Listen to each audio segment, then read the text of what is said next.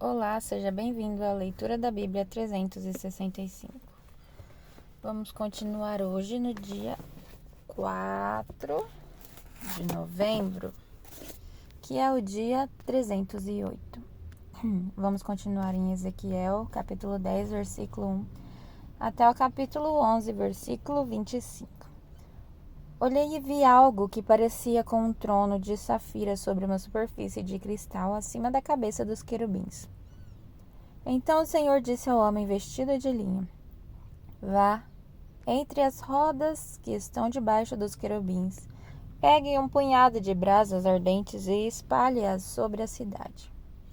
Ele assim fez enquanto eu observava. Os querubins estavam na extremidade sul do templo quando o homem entrou e a nuvem de glória encheu o pátio interno. Então, a glória do Senhor se elevou acima dos querubins e foi para a porta do templo. Essa nuvem encheu o templo e o pátio resplandeceu com a glória do Senhor.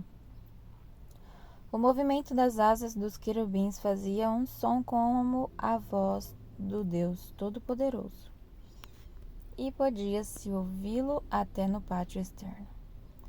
O Senhor ordenou ao homem vestido de linho: Vá entre os querubins e pegue algumas brasas ardentes que estão entre as rodas. O homem foi e colocou-se ao lado das rodas. Em seguida, um dos querubins estendeu a mão e pegou algumas brasas ardentes do fogo que estava entre os querubins. Colocou as brasas nas mãos do homem vestido de linho e o homem as recebeu e saiu. Todos os querubins tinham debaixo das asas o que se parecia com mãos humanas. Olhei e vi cada um dos 4 querubins tinha ao seu lado uma roda, e as rodas brilhavam como berilo. As 4 rodas eram semelhantes e feitas da mesma forma. Cada uma tinha dentro dela outra roda que girava na transversal. Os querubins podiam se deslocar em qualquer uma das 4 direções, sem se virar enquanto se moviam. Colocavam-se para frente sem se virar. Tanto os querubins como as rodas eram cobertos de olhos. Os querubins tinham olhos por todo o corpo, inclusive nas mãos, nas costas e nas asas. Ouvi alguém se referir às rodas como rodas giratórias. Cada um dos 4 querubins tinha 4 rostos. O primeiro era o rosto de boi, o segundo de homem, o terceiro de leão e o quarto de águia. Então, os querubins se elevaram. Eram os mesmos seres vivos que eu tinha visto junto ao rio Quebar. Quando os querubins se moviam em rodas, as rodas se moviam com eles. Quando levantavam as asas para voar, as rodas o acompanhavam. Quando os querubins paravam, as rodas paravam. Quando voavam para cima, as rodas subiam, pois o espírito dos seres vivos estava na roda. Então a glória do Senhor se afastou da porta do templo e parou sobre os querubins, e enquanto eu observava, os querubins voaram, acompanhando de suas rodas até a porta leste do templo do Senhor, e a glória do Deus de Israel pairava sobre eles. Esses seres vivos eram os mesmos que eu tinha visto no rio, visto debaixo do Deus de Israel, quando estava junto ao rio Quebar. Eu sabia que eram querubins, pois cada um tinha 4 rostos, 4 asas e os que pareciam com mãos humanas debaixo das asas. E seus rostos eram iguais aos dos seres que eu tinha visto no Quebar e se deslocavam para a frente como os outros. Então o Espírito me pôs em pé e me levou à porta leste do templo do Senhor, onde vi 25 homens. Entre eles estava Jazanias, filho de Azur, e Petalias, filho de Benaia, líderes do povo. O Espírito me disse: Filho do homem, estes são os homens que planejam o mal e dão conselhos perversos nessa cidade. Dizem ao povo: não acham que é uma boa hora para construir casas? Esta cidade é como uma panela de ferro, estamos seguros dentro dela como a carne na panela. Portanto, filho do homem, profetize contra eles em alta voz. Então o Espírito do Senhor veio sobre mim e ordenou que eu dissesse: assim diz o Senhor ao povo de Israel: eu sei o que vocês dizem, pois conheço cada pensamento que lhes vem à mente. Assassinaram muitos nesta cidade e encheram as suas ruas de cadáveres. Portanto, assim diz o Senhor soberano: de fato, esta cidade é a panela de ferro, mas os pedaços de carne são aqueles que vocês mataram. Quanto a vocês, em breve os arrancarei da panela. Trarei sobre vocês a espada de guerra, que tanto temem, diz o Senhor soberano. Eu os expulsarei de Jerusalém e os entregarei a estrangeiros, que executarão meus julgamentos contra vocês. Vocês serão massacrados até as fronteiras de Israel. Eu os julgarei e vocês saberão que eu sou o Senhor. Esta cidade não será para vocês como uma panela de ferro, e vocês não serão como a carne segura dentro dela. Eu os julgarei até as fronteiras de Israel. E vocês saberão que eu sou o Senhor, pois não quiseram seguir meus decretos e estatutos. Em vez disso, imitaram a prática das nações ao seu redor.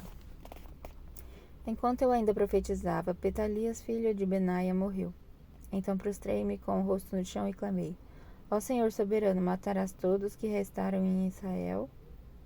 Então recebi essa mensagem do Senhor: Filho do homem, aquele que ainda restam em Jerusalém falam de você, de seus parentes e de todo o povo de Israel que está no exílio. Dizem: estão longe do Senhor.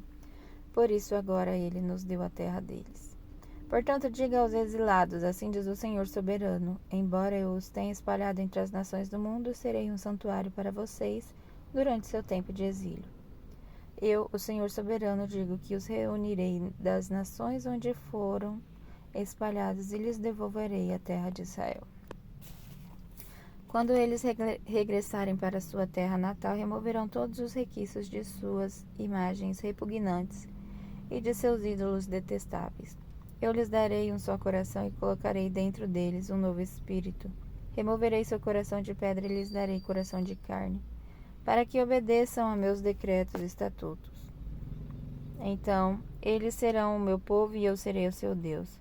Quanto àqueles que anseiam por suas imagens repugnantes e seus ídolos detestáveis, darei a eles o castigo merecido por seus pecados. Eu, o Senhor soberano, falei. Então os querubins levantaram as asas acompanhadas de suas rodas, e a glória de Deus de Israel pairavam sobre eles. Então a glória do Senhor subiu da cidade e parou acima do monte a leste.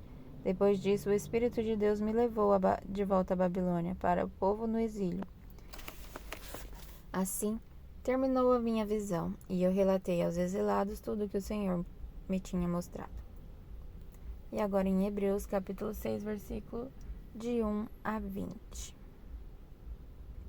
Portanto, deixemos de lado os ensinamentos básicos a respeito de Cristo e sigamos em frente, alcançando a maturidade em nosso entendimento. Certamente não precisamos lançar novamente os alicerces, ou seja, o arrependimento das obras mortas, a fé em Deus, o batismo, a imposição de mãos, a ressurreição dos mortos e o julgamento eterno. Se Deus permitir, avançaremos para um maior entendimento, pois é impossível trazer de volta ao arrependimento aqueles que já foram iluminados, que já experimentaram as dádivas celestiais e tornaram participantes do Espírito Santo, que provaram a bondade da palavra de Deus e os poderes do mundo por vir, e que depois se desviaram. Sim, é impossível trazê-los de volta ao arrependimento, pois ao rejeitar o Filho de Deus, eles voltaram a pregá-lo na cruz, expondo-o à vergonha pública. Quando a terra absorve a chuva que cai e produz uma boa colheita para o lavrador, recebe a bênção de Deus. Mas se a terra produz espinhos e ervas daninhas, para nada serve, sendo logo amaldiçoada e por fim queimada. Amados, embora estejamos falando dessa forma, na realidade não cremos que se aplique a vocês. Temos certeza de que estão destinados às coisas melhores que pertencem à salvação. Pois Deus não é injusto.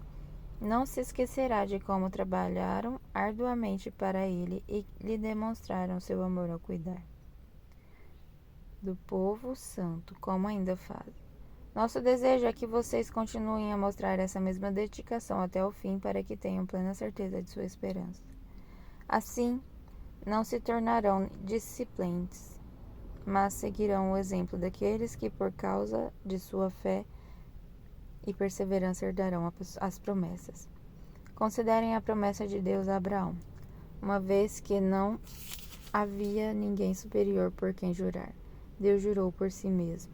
Disse ele: certamente o abençoarei e multiplicarei grandemente seus descendentes. Então Abraão esperou com paciência e recebeu o que lhe foi prometido. Quando a pessoa faz um juramento, invoca alguém maior que ela e, sem dúvida, o juramento implica uma obrigação. Deus também se comprometeu por meio de um juramento para que os herdeiros da promessa tivessem plena convicção de que ele jamais mudaria de ideia. A promessa e o juramento não podem ser mudados, pois é impossível que Deus minta. Portanto, nós, que nele nos refugiamos, estamos firmemente seguros ao nos apegarmos à esperança posta diante de nós. Essa esperança é uma âncora firme e confiável para nossa alma. Ela nos conduz até o outro lado da cortina, para o santuário interior. Jesus já entrou ali por nós, e ele se tornou nosso eterno sumo sacerdote, segundo a ordem de Melquisedeque. E agora em Salmos, capítulo 105, versículo de 16 a 36. Mandou vir fome sobre a terra de Canaã e cortou a provisão de alimentos. Então enviou um homem adiante deles, José, que foi vendido como escravo. Feriram seus pés com correntes e com ferros e prenderam seu pescoço. O Senhor pôs José à prova até chegar a hora de cumprir sua palavra. O faraó mandou chamar José e o libertou. O governante de nações lhe abriu a porta da prisão. José foi encarregado do palácio real e se tornou administrador de todos os seus bens. Tinha toda a liberdade de instruir os assistentes do faraó e ensinar os conselheiros da corte. Então Israel chegou ao Egito. Jacó viveu como estrangeiro na terra de Cã. O Senhor multiplicou seu povo, até que se tornaram mais numerosos que seus opressores. Voltou os egípcios contra seu povo, e eles tramaram contra os seus servos do Senhor. Mas o Senhor enviou Moisés, seu servo, e Arão, a quem havia escolhido. Eles realizaram sinais entre os egípcios, maravilhas na terra de Cã. O Senhor cobriu o Egito com trevas, pois desobedeceram a ordem para deixar seu povo ir. Transformou as águas em sangue e matou os peixes. Rãs infestaram a terra e invadiram até os aposentos do rei. Por sua ordem, moscas desceram sobre os egípcios e piolhos encheram todo o seu território. Enviou-lhes granizo em lugar de chuva, e relâmpagos faiscaram sobre a terra. Destruiu as videiras e as figueiras e despedaçou todas as árvores. Por sua ordem vieram enxames de gafanhotos, incontáveis gafanhotos jovens. Devoraram toda a vegetação da terra e destruíram toda a plantação dos campos. Depois matou o filho mais velho de todos os lares egípcios, a força e o orgulho de cada família. E agora em Provérbios, capítulo 27, versículo de 1 a 2. Não conte vantagens a respeito do futuro, pois você não sabe o que amanhã trará. Deixe que o outro o elogie, e não sua própria boca, alguém desconhecido, e não seus próprios lábios. Até amanhã, no dia 5 de novembro.